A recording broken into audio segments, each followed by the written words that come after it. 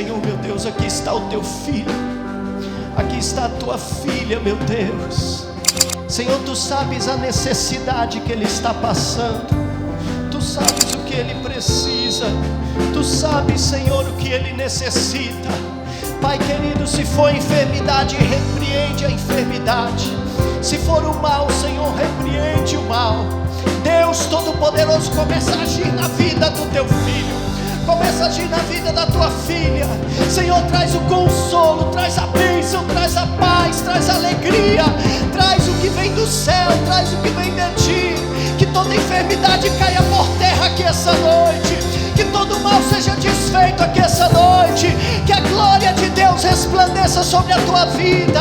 Deus Todo-Poderoso, aquela questão que meu irmão vai resolver essa semana, Senhor, já traz a vitória hoje, já traz a resposta hoje, já traz a solução hoje.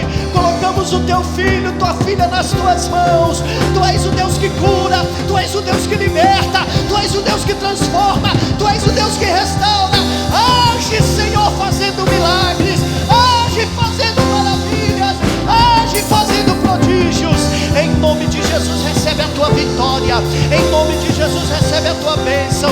Em nome de Jesus, recebe, recebe, recebe, recebe, recebe. Em nome do Deus Todo-Poderoso, em nome do Deus Todo-Poderoso.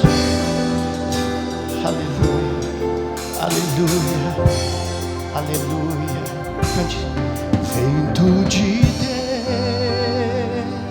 Deus, vento de Deus. Quero ouvir vocês. Vem sobre mim, vento de Deus, vento de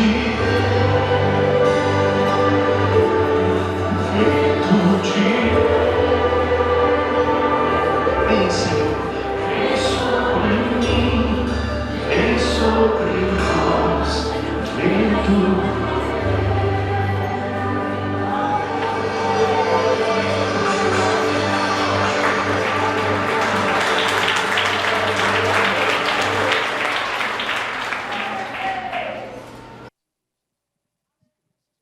Irmãos, a paz do Senhor. As crianças podem descer, por gentileza. Pastora Selma, os adolescentes, hoje não. Então, só as crianças podem descer. Congresso de criança, próximo final de semana. Vai ser uma bênção. E o nome do Senhor vai ser glorificado e exaltado. Irmãos, abra sua Bíblia em João, Evangelho de João, capítulo 1. Versículo 43. Evangelho de João, capítulo 1, versículo 43. E nós vamos ler até o versículo 51. Todos acharam? Todos acharam, irmãos? Amém? Vamos ler. No dia seguinte, quis Jesus ir a Galiléia, e achou a Filipe, e disse-lhe: segue-me. E Filipe era de Betsaida, cidade de André e de Pedro. Filipe achou Natanael e disse-lhe: havemos achado aquele de quem Moisés escreveu na lei e de quem escreveram os profetas, Jesus de Nazaré, filho de José. Disse-lhe Natanael: pode vir alguma coisa boa de Nazaré? Disse-lhe Filipe: vem e vê. Jesus viu Natanael vir ter com ele e disse dele: eis aqui um verdadeiro israelita em que não há dolo. Disse-lhe Natanael: de onde me conheces tu? Jesus respondeu e disse-lhe: antes que Filipe te chamasse, te vi, eu estando tu debaixo da figueira. Natanael respondeu e disse-lhe: Rabi, tu és o Filho de Deus, tu és o Rei de Israel. Jesus respondeu e disse-lhe: por que te disse, vi-te debaixo da figueira, crês? Coisas maiores do que estas verás. E disse-lhe: na verdade, vos digo, que daqui em diante vereis o céu aberto e os anjos de Deus subirem e descerem sobre o Filho do Homem. Amém? Podemos assentar, o pastor Lutero já orou. Nós vamos então ministrar a palavra do Senhor. Irmãos, há mais ou menos 2 meses atrás, o pastor Gedeon Júnior me convidou para ministrar sobre João o Batista dentro do curso Panorama do Novo Testamento. Naquela ocasião, o curso estava passando naquele período de transição do ano inaugural de Cristo para o ano de popularidade. E o pastor Gedeon me convidou para pregar sobre João Batista. E esse curso está uma bênção, tem 31 estudos, já estamos na parte 7 do ano de popularidade, e tudo você pode encontrar no nosso canal do YouTube, IEPBC Brasil. Só digitar, você vai ter lá todos os estudos completos, e Deus tem nos abençoado todas as quartas-feiras. E naquela ocasião, quando eu preparava o estudo de João o Batista, em algum momento da minha pesquisa, eu me deparei com essa história de Natanael. E Natanael, obrigado, meu irmão. Vou até tomar um pouquinho aqui.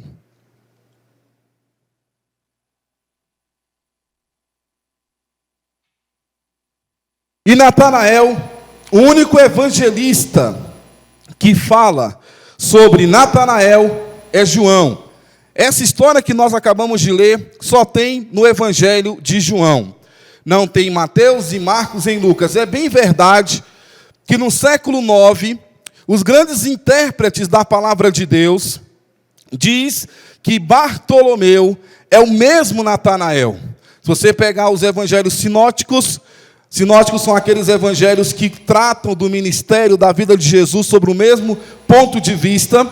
Alguns intérpretes, alguns comentaristas dizem que Bartolomeu, mencionado em Mateus, mencionado em Marcos, mencionado em Lucas, é o mesmo Natanael. Mas essa história que nós acabamos de ler, apenas o evangelista João narra.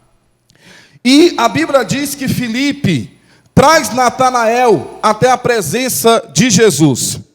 E Filipe olha para Natanael e diz o seguinte: nós encontramos aquele de quem Moisés escreveu na lei e de quem escreveram os profetas, Jesus de Nazaré. E Natanael olha para Filipe e fala: por acaso pode vir alguma coisa boa de Nazaré? E quando Filipe ouviu isso de Natanael, tem um porquê de Natanael ter feito essa pergunta. Nazaré está bem aqui na parte norte da Galileia. Para quem está fazendo o curso, vai lembrar perfeitamente do mapinha. A parte norte e a parte sul. A parte norte está a Galileia. E na Galileia tem uma cidadezinha chamada Nazaré. Do lado de Nazaré tem Caná.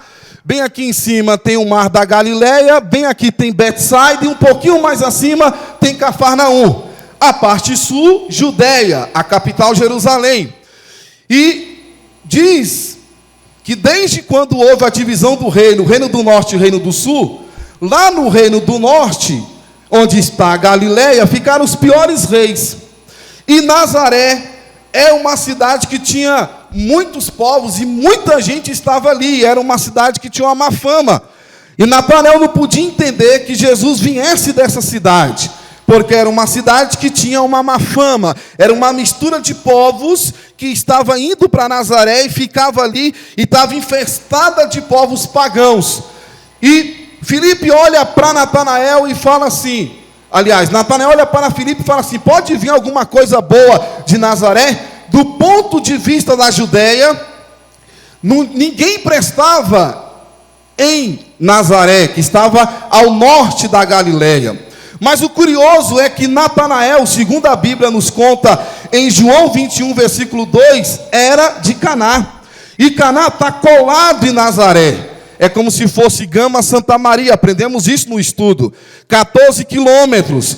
Então, praticamente, Natanael estava no mesmo solo, no mesmo terreno. 14 quilômetros dividia Nazaré de Caná. Mas mesmo assim ele olha e fala: pode vir alguma coisa boa de Nazaré? Filipe não discute, Filipe não diz nada e leva ele até Jesus. Quando Natanael se encontra com Jesus, Jesus olha para Natanael e fala assim: eis aqui um verdadeiro israelita em que não há dolo. Eu gosto de falar dolo, mas a minha esposa falou que não é dolo, é dolo. É dolo? Então é dolo. Eu gosto de falar dolo. Vou falar dolo, irmãos, tá bom? Tá errado falar dolo? Tá errado? Então vamos em dolo. E ele falou assim: eis aqui um verdadeiro israelita onde não há dolo. E eu estava ontem vendo o seguinte: dolo é muito utilizado no termo, é um termo utilizado muito na área do direito penal. E eu anotei aqui e vou ler para os irmãos. Dolo significa fraude, má-fé, maquinação. É todo ato com que conscientemente alguém induz, mantém ou confirma o outro em erro. É a vontade dirigida à obtenção de um resultado criminoso ou risco de produzi-lo. Agir com dolo significa que alguém tem a intenção de atingir um fim exclusivamente criminoso para causar dano a outras pessoas. E dolo significa também ainda engano, fraude, traição, e na análise jurídica, o indivíduo com intenção de burlar a lei, enganando o próximo em proveito próprio, está cometendo dolo. Por exemplo, na elaboração de um contrato ou concretização de um negócio. Não havia isso em Natanael. Não havia isso em Natanael. Não quer dizer que ele era santo, mas não havia dolo em Natanael. Era um homem estudioso, sábio, inteligente, de boa reputação, de boa índole, e não havia isso em Natanael. Mas o que me chama a atenção, aqui no versículo de número 48, Natanael olha para Jesus e fala assim: de onde tu me conheces? Tu me conheces da onde? De onde me conheces tu? E aí Jesus olha para Natanael e fala o seguinte: antes que Filipe te chamasse, te vi eu, estando tu debaixo da figueira. Isso que me chamou a atenção. Que figueira é essa? Quando Jesus viu Natanael debaixo da figueira, ele estava com quem? Estava sozinho? Estava acompanhado? Foi naqueles dias que Jesus viu Natanael debaixo da figueira? Como eu disse, o único evangelho que trata dessa história está aqui, no Evangelho de João. Se você abrir a Bíblia,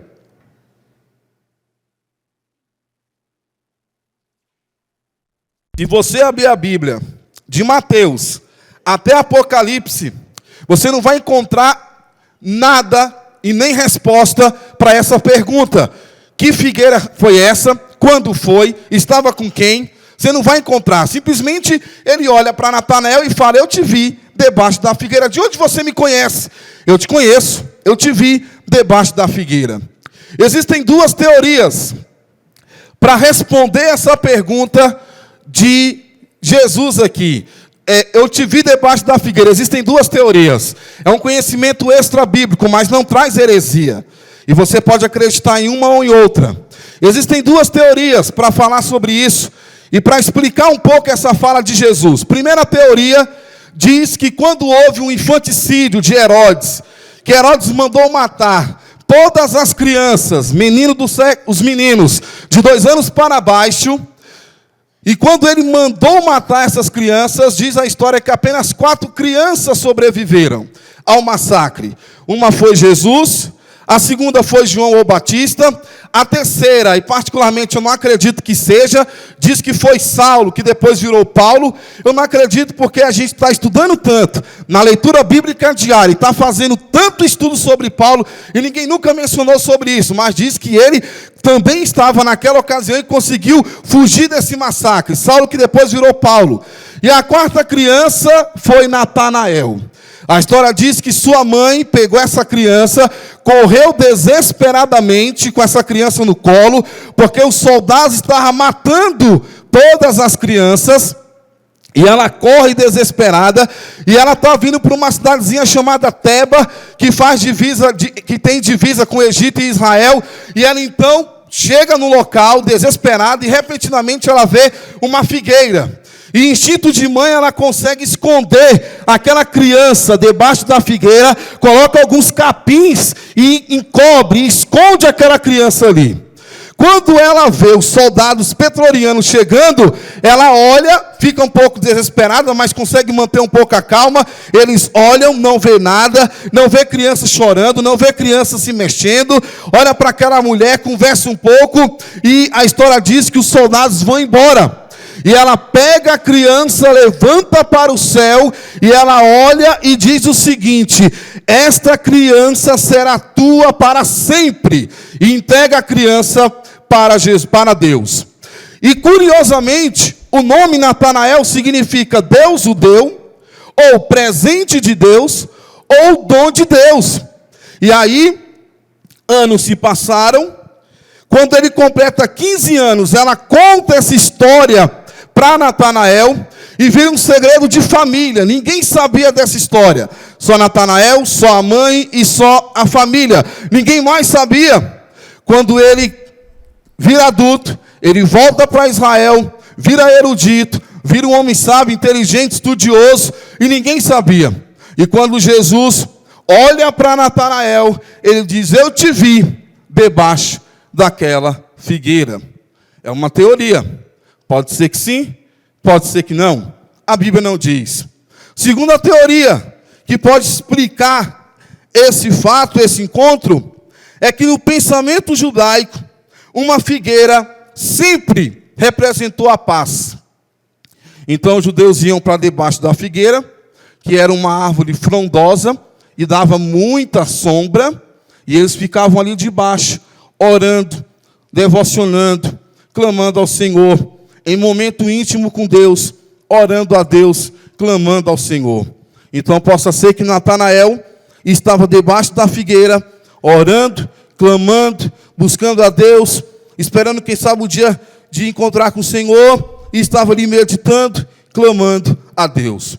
Você pode acreditar na primeira ou na segunda teoria, ou não pode acreditar em nenhuma, mas a Bíblia diz que quando ele fala isso ali, ó, eu te vi debaixo da figueira, olha o outro versículo. Natanael respondeu e disse-lhe: Rabi, tu és o Filho de Deus, tu és o Rei de Israel. Algo aconteceu.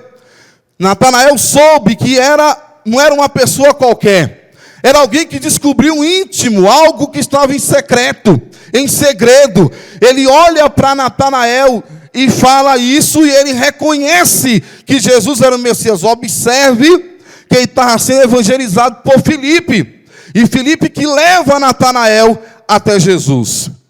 E ele fala assim: Rabi, tu és o Filho de Deus, tu és o Rei de Israel. Então ele deve ter dito o seguinte: aqui está o homem que sabe dos meus segredos. Aqui está um homem que sabe dos meus pensamentos, aquilo que está escondido. Esse é o Filho de Deus. Em cima desta palavra, eu vim falar aqui essa noite sobre um Deus que é onisciente, um Deus que sabe todas as coisas, um Deus que conhece tudo. E quando eu falo de Deus, estou falando de Deus Pai, Deus Filho e Deus Espírito Santo. Olha o que diz João 10:30. Olha o que diz lá João 10:30. Jesus disse: eu e o Pai somos um. Eu e o Pai somos um. Então, quando eu estou falando de Deus, sendo um Deus onisciente, é porque Deus vê tudo, conhece tudo e analisa tudo. Onisciência de Deus é uma palavra utilizada para explicar um ensino bíblico de que Deus conhece plenamente e perfeitamente todas as coisas. Se você abrir a Bíblia em Gênesis até Apocalipse, você não vai encontrar esta palavra onisciência na Bíblia. Você não vai encontrar um versículo específico dizendo que Deus é onisciente. Mas quando nós lemos a palavra do Senhor, não fica dúvida de que Deus é onisciente e que conhece todas as coisas e que vê todas as coisas, e nada fica encoberto diante de Deus. E aí, queridos, A palavra onisciência, como eu já disse, não aparece na Bíblia, mas ela está muito bem aplicada em sua forma nominal ou adjetiva na teologia para se referir à infinita sabedoria de Deus. Ele conhece tudo, cada detalhe. Não se pode ensinar nada para Deus. Deus não aprende nada.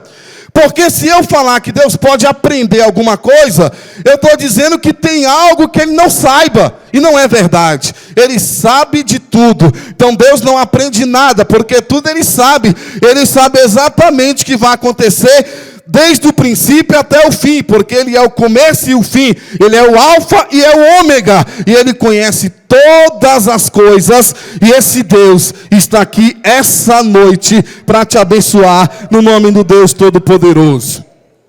Então Deus não aprende nada. Os olhos do Senhor estão em toda parte, nada escapa de seu conhecimento. Os olhos do Senhor estão em toda a parte. Olha o texto que o Davi vai colocar ali, por gentileza. Salmo 33, versículo 13 ao 15. Eu vou ler aqui na minha Bíblia, não, eu vou ler lá. Eu vou ler aqui, porque está muito embaçado ali, eu estou sem os óculos. Amém, irmãos? Mas vamos lá, você pode olhar, eu vou ler aqui. Salmo 33, 13 ao 15. O Senhor olha desde os céus e está vendo a todos os filhos dos homens. Versículo 14. Da sua morada contempla todos os moradores da terra. Ele é quem forma o coração de todos. Ele contempla todas as suas obras. Olha só o que o salmista diz num salmo muito conhecido de todos nós. Salmo 139, olha só o que o salmista fala. Senhor, tu me sondastes e me conheces. Tu conheces o meu assentar, o meu levantar, e de longe entendes os meus pensamentos. Cercas o meu andar e o meu deitar e conhece todos os meus caminhos.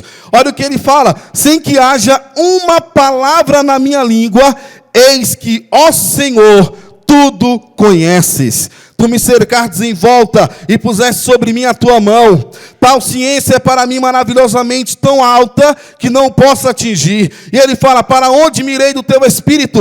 Ou para onde fugirei da tua face? Se subir ao céu, tu estás. Se fizer no céu a minha cama, eis que tu ali também estarás. Se tomar as asas da alva, se habitar nas extremidades do mar, até ali a tua mão me guiará e tua destra me susterá. Se disser de certo que as trevas me cobrirão, então a noite será luz à roda de mim. Nem ainda as trevas me escondem de ti, mas a noite resplandece como o dia. As trevas e a luz são para ti a mesma coisa. Ele vem no 13, pois possuíste o meu interior, entreteceste-me no ventre de minha mãe. Eu te louvarei, porque de um modo terrível e tão maravilhoso fui formado. Maravilhosas são as tuas obras, e minha alma o sabe muito bem. Os meus ossos não te foram encobertos, quando no oculto fui formado e entretecido como nas profundezas da terra. Os teus olhos viram o meu corpo ainda informe, e no teu livro todas essas coisas foram escritas, as quais iam sendo dia a dia formadas, quanto nem ainda uma delas havia. Esse é o nosso Deus. Olha o que diz Provérbios 15:3. Os olhos do Senhor estão em todo lugar, contemplando os maus e os bons. Olha o que diz Jeremias 16:17. Porque os meus olhos estão sobre os seus caminhos, não se escondem perante a minha face, nem a sua maldade se encobre aos meus olhos. Nada escapa do conhecimento de Deus. Deus é tão poderoso, Ele é tão grandioso, é tão tremendo, que de todas as aves do mundo inteiro, pastora Selma, Ele sabe quando uma cai. Olha só o que diz Mateus capítulo 10, versículo 29. Não se vendem 2 passarinhos por um ceitil, ou seja, quantia insignificante, e nenhum deles cairá em terra sem a vontade do vosso Pai. Ele é tão poderoso que Ele sabe o número preciso de fios de cabelo na cabeça de cada pessoa do mundo inteiro. Segundo a ONU, tem 7 bilhões, 600 milhões de habitantes na terra. E ele sabe quantos cabelos cada um tem, porque ele é poderoso. Até aqueles que perderam, o Senhor sabia quantos cabelos tinha. Olhei para lá, mas foi por querer, não foi de propósito não, é porque lembrei do pastor. Até os que tinham cabelo, Deus sabe quantos cabelos tinha. Então ele sabe o número exato. No Brasil tem 208 milhões de habitantes. Ele sabe o que cada fio de cabelo, o Senhor sabe, porque Ele é Deus onisciente, é poderoso, e Ele está aqui essa noite para abençoar a sua vida. Ele que nos criou, e Ele falou, façamos o homem a nossa imagem e semelhança. Deus sonda os pensamentos e as intenções do coração do homem. Você está me vendo pregar aqui agora, mas você está pensando algo, e Deus está vendo exatamente o que você está pensando aí agora. Você está olhando para mim, e muitas das vezes, quem sabe, o teu pensamento está até um pouco longe, está até um pouco distante, e Ele está vendo exatamente o que você está pensando. Eu estou pregando, estou olhando para você, e Deus sabe exatamente o que eu estou pensando aqui agora. E só quem consegue ler o meu pensamento, só quem consegue entender o seu pensamento é Deus. Satanás não pode, os anjos de Deus não podem, os demônios não podem, os homens não podem, só quem pode é Deus. E esse Deus está aqui para abençoar a sua vida. Olha o que ele diz em 1 Samuel 16:7. Porém o Senhor disse a Samuel: não atentes para a sua aparência, nem para a altura da sua estatura, porque eu tenho rejeitado, porque o Senhor não vê como vê o homem, pois o homem vê o que está diante dos olhos, porém o Senhor olha para o coração. Olha a oração de Salomão, em 1 Reis 8:39. Ouve tu então nos céus, assento da tua habitação, e perdoa, e faze, e dá a cada um conforme todos os seus caminhos, e segundo filhos do seu coração, porque só tu conheces o coração de todos os filhos dos homens. Você não consegue esconder nada de Deus. Tudo que há no seu coração, se é coisas boas ou coisas más, Deus está contemplando. Ele está vendo. Você pode falar com seu marido, pensar outra coisa. Falar com a sua esposa, pensar outra coisa. Falar com seus filhos, pensar outra coisa. E nada escapa do olhar de Deus. Deus está vendo exatamente o que eu e você está pensando. Deus está vendo o que há no meu coração. Se são coisas boas que saem daqui de dentro. Se são coisas ruins. Se estou maquinando mal. Se estou pensando algo ruim. Tudo está no controle de Deus. Ele vê e contempla todas as coisas. A onisciência de Deus também abrange todas as possibilidades. Ou seja, Ele tem a ciência de todos os acontecimentos possíveis que nunca ocorreram. E sabe perfeitamente qual teria sido o impacto na história se cada uma dessas possibilidades tivessem sido concretizadas. A onisciência é um dos atributos incomunicáveis de Deus. Ou seja, só Ele que tem. Incomunicáveis. Ninguém mais sabe, ninguém mais tem o acesso, porque o nosso Deus é poderoso. Deus conhece a sua criação. Olha o que diz Salmo 147, versículo 4 e 5. Olha o que diz: conta o número das estrelas, chamando todas pelo seu nome. Grande é o nosso Senhor, e de grande poder o seu conhecimento é infinito. Ele olha para Abraão e fala assim: olha para o céu, Abraão, conte as estrelas, vê se você tem condição de contar as estrelas. Ele não tem condição, Senhor. O Senhor conhece cada estrela e chama cada uma delas pelo nome de cada estrela. Esse é o nosso Deus que está aqui essa noite. Você já pensou? Estamos falando de um Deus, irmãos. Nada passa desapercebido. Não existe o plano B para Deus. Algo que Ele faz e meu Deus, deu errado, eu pensava que ia ser assim, aquilo outro, aí vou pensar no plano B, porque o plano A não deu. Porque no decorrer do curso, através do livre-arbítrio do homem, através da pata suja do diabo, e mudou um pouquinho aqui. Então era para ser assim, aconteceu assim, então agora eu vou pensar no plano B. Você consegue pensar dessa forma? Não tem como. Não existe plano B para Deus. Só o plano A foi, desde o início, ele é o começo, é o fim, é o alfa, é o ômega, e tudo que ele fez já está determinado, e ninguém poderá impedir o agir de Deus, porque ele é Deus Todo-Poderoso. Então ele conhece todas as coisas. Quando cai uma chuva, irmãos, ele sabe exatamente quantas gotas de chuva está caindo. A hora de parar, a hora de começar, quantos litros de água caíram, ele sabe de tudo. Ele é poderoso. Olha só, rapaz, esse reloginho aqui é rápido. Meu irmão, o negócio aqui. Mas vamos lá, senão não dá tempo. Deus conhece a sua criação, já foi. Deus sabe das obras dos homens. Todas as obras dos homens Deus sabe. Nada é encoberto para Deus. Irmão Moisés, nenhum olho humano viu Caim matar Abel. Mas Deus testemunhou o crime. Ele viu todas as coisas. Quando Acã pegou o ouro, lá em Josué capítulo 7, que narra que Acã pegou o ouro e escondeu na terra, pensou que ninguém ia ver, foi revelado. Hoje o pastor Elias falou sobre Natã, sobre Betseba, sobre Davi. Quando Davi pecou com Betseba, pensou que ninguém ia descobrir, foi revelado. Porque Deus te levantou Natã e disse: o que tu fez desagradou a Deus. Então nada fica encoberto, nada fica encoberto diante do Senhor. Deus é poderoso, Deus é maravilhoso. Não há pecado secreto a Deus. Tudo Ele está vendo. Não há telhado que possa impedir a visão de Deus. Não há parede que possa impedir a visão de Deus. Tudo Ele vê.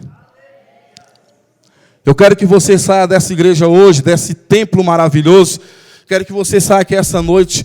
Toda vez que você pensar em fazer alguma coisa, você vai ver o olho gigantesco de Deus em cima de você. Deus está vendo tudo que você e eu está fazendo. Nada fica encoberto. Deus sabe todas as obras dos homens. Olha só, irmãos, o que diz Hebreus 4:13. Hebreus 4:13 diz: e não há criatura alguma encoberta diante dele. Antes, todas as coisas estão nuas e patentes aos olhos daquele com quem temos de tratar. E Deus diz essa noite: eu estou te vendo. Eu estou te olhando. Eu estou de olho em você. E eu sei exatamente o que você faz, o que você pensa, as suas ações. Eu estou vendo tudo. Olha o que diz, irmãos. Deus conhece as tribulações e tentações do seu povo. Olha o que diz Êxodo 3, versículo 7. Olha o que diz aqui, Êxodo 3, versículo 7. E disse o Senhor: tenho visto, eu tenho olhado, eu tenho contemplado, eu estou de olho, tenho visto atentamente a aflição do meu povo que está no Egito, e tenho ouvido o seu clamor por causa dos seus exatores, porque conheci as suas dores. Eu estou vendo atentamente a tua aflição. Então Deus também vê as tuas aflições.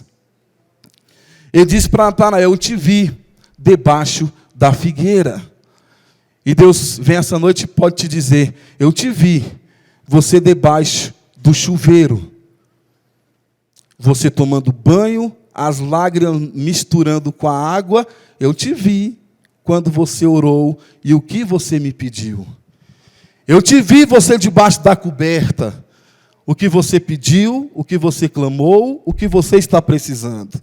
Eu te vi você lá naquele quartinho. Deus não está me revelando, irmãos. Só estou falando o que Deus está vendo. e que pode ver, e o que pode estar acontecendo com algumas pessoas aqui. Eu te vi lá no final do quarto, aquele quartinho no final da sua casa, que ninguém viu, mas eu te vi.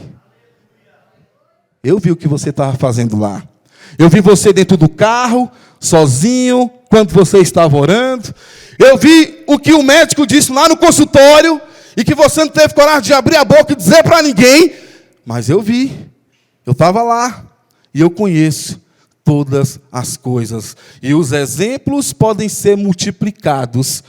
E eu vim dizer que Ele está vendo tudo o que acontece nas nossas vidas. E aí você pode perguntar, de onde me conheces tu? Jeremias 1,5. Antes que eu te formasse no ventre, eu te conheci. E antes que saísse da madre, te santifiquei. E as nações te dei por profeta. Antes mesmo de você ser formado, quando a minha esposa estava grávida dos meus filhos, tanto do André como da Eloá, eu acompanhava um site, Gravidez por Dentro. Coisa de pai babão, né? Então, todo mês, primeiro mês acabou, aí eu ia lá, Gravidez por Dentro. Segundo mês, aí eu olhava no vídeo, Gravidez por Dentro. O que acontece desde o início. Antes de você ter sido formado, Deus já te conhecia. Na gestação, e quando você nasceu, antes que a palavra saia da sua boca, Deus já sabe o que você vai falar, porque Ele é poderoso, é tremendo, e Ele é maravilhoso. Então, irmãos, Natanael viu que Jesus, Ele era o Messias. Olha o que diz o versículo 50, para a gente encerrar, porque o meu tempo aqui já foi. Versículo 50, olha só o que diz: eu te vi debaixo da figueira. Olha o que diz o versículo 50. Jesus respondeu e disse: por que te disse, vi-te debaixo da figueira, crês? Coisas maiores do que estas verás. Só porque eu te disse que te vi debaixo da figueira, isso aí para mim não é novidade. Eu posso ver todas as coisas, eu vejo todas as coisas, nada para mim é encoberto. Agora, só porque eu disse que eu te vi, você vai crer? Vem comigo e você vai ver o que vai acontecer. Vem comigo e você vai ver os milagres que eu vou fazer diante dos seus olhos. Vem comigo e você vai ver quantos cegos eu vou curar, quantos mudos eu vou curar, quantos mortos eu vou ressuscitar, quantos milagres eu vou fazer. Eu vou te mostrar, Natanael, coisas maiores que você ainda não viu. Está falando de milagre. Jesus é o mesmo ontem, hoje e eternamente. E os milagres acontecem até os dias de hoje. Irmãos, abrindo um parênteses aqui. Pensa num culto bom de segunda-feira. Não que os outros cultos sejam ruins, todos são maravilhosos. Cada um tem a sua dinâmica, cada um tem o seu jeito, mas o de segunda-feira ele é gostoso de participar. É oração daqui, oração dali, a pastora Geide bota o povo para orar, clamar a Deus, buscar o Senhor, e as pregações. É uma pregação melhor do que a outra. Pensa no culto bom. Aí eu estava num culto desse na segunda-feira, e aí a minha filhinha, a Eloá, minha caçula, ela não conseguia respirar direito. Tinha um tal de adenoide, não conseguia respirar direito. E eu e a Lidiane, muitas vezes, ficávamos acordados, porque ela engasgava, perdia a respiração. A irmã Sara ficou uma tarde com a Eloá, precisamos ir ao Itaguatinga e deixei a Eloá com a Sara. E a Sara comentou com a minha esposa: olha, a Eloá tem com muita dificuldade de respirar. O Caleb, filho do pastor Luiz, lá em Caldas Novas, ficou com a Eloá. Enquanto estávamos no culto lá de Conte Casais, ele chegou lá desesperado: pastor Heber, a Eloá está sem ar, aquela coisa. Eu falei: não, meu querido, é assim mesmo. Fica só de olho lá, qualquer coisinha você me chama. E ela tinha muita dificuldade para respirar. Na segunda-feira, pedi à igreja que orasse pela Eloá. E a igreja fez um clamor, e foi um clamor poderoso, e orou, e eu vi que os irmãos oraram com amor, com intensidade. Irmãos, eu pensei em filmar ontem, e mostrar aqui para os irmãos. minha filha dorme hoje de boca fechada. Respira maravilhosamente bem. E nada aconteceu de cirurgia, precisou de nada, está curada para a honra e para a glória do Senhor Jesus. Se você quiser, pode aplaudir ao Senhor, porque Ele merece toda a honra e toda a glória. É isso que está falando, vem comigo e você vai ver milagres, você vai ver o que vai acontecer, coisas maiores vai acontecer, e o nosso Deus é poderoso. O André eu trouxe aqui também no culto de segunda-feira, e a minha esposa não gosta nem que fala isso, mas parecia lepra, o pé todo estourado, e a pele tudo bagaçado. A gente olhava assim, a médica olhou e falou assim: como é que você deixou chegar nesse estado o pé do seu filho? Eu falei: não, filha, ninguém deixou chegar nesse estado, não, foi de repente, 2 dias por aí. E aí a médica falou que era uma tal de dermatite atópica, um negócio assim. No culto de segunda-feira, o pastor Gedeon falou assim: pastor Heber, não é nada disso que a médica falou. Traz o André aqui, nós vamos orar, e hoje Deus está curando o André. Nunca mais ficou com o pé bagaçado, rachado ou coisa parecida. Curado para a honra e glória do Senhor Jesus. Então esse é o nosso Deus. É o Deus onisciente que está aqui essa noite. O que você precisa, meu irmão? Quando você estava subindo ali aquelas escadas, ou subiu aqui pelo elevador, qual foi o pedido que você fez a Deus? O que é que você está precisando? E que ninguém sabe, você não contou talvez nem para a tua esposa ou nem para o seu marido. É um segredo. E Deus está aqui essa noite para te dizer: você está no local certo, na hora certa e diante de um Deus certo. Fique de pé, meu querido, em nome de Jesus. Tu és soberano sobre a terra, sobre os céus tu és Senhor absoluto.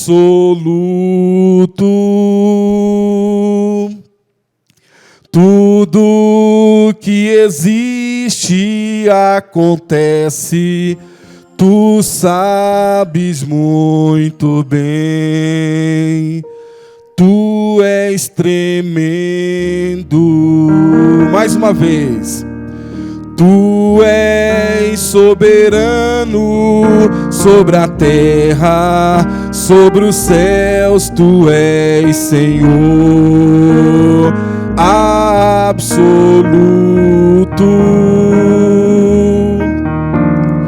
Tudo que existe e acontece, tu sabes muito bem.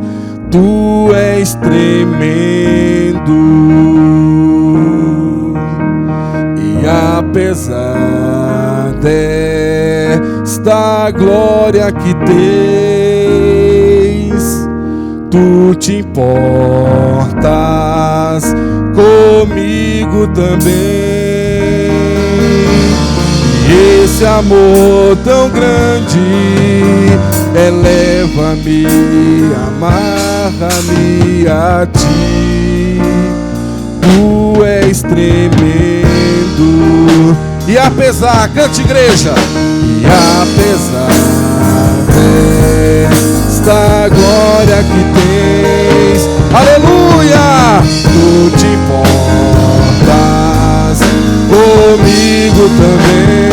E esse amor tão grande, e esse amor tão grande, eleva-me, amarra-me a ti. Tu és tremendo. Senhor nosso Deus, obrigado, Senhor, pela tua palavra ministrada essa noite. Senhor, eu sei que nada escapa aos teus olhos. Tu sabes o que está no meu coração, no coração do meu irmão e no coração da minha irmã. Tu sabes, ó Deus, o que cada um está pensando agora, meu Pai. Por isso, ó Deus, abençoa, meu Deus, Abençoa, Senhor, a tua igreja. Abençoa a minha vida. Abençoa a vida de todos nós. Que possamos estar na tua presença, em nome de Jesus. Há alguém nessa noite que quer entregar a vida para Jesus, ou se está afastado, quer se reconciliar com o Senhor? Tem alguém nessa noite? Se tem, levanta as suas mãos para que eu possa orar por você. Alguém que quer entregar sua vida? Felipe entregou, Natanael entregou a vida para Jesus. Você quer entregar nessa noite? Tem alguém que está aqui que quer aceitar Jesus como único e suficiente Salvador? Se tem, levante a mão, eu vou orar por você. Ou se quer reconciliar, que Deus possa abençoar a sua vida no nome de Jesus. Pastor Lutero.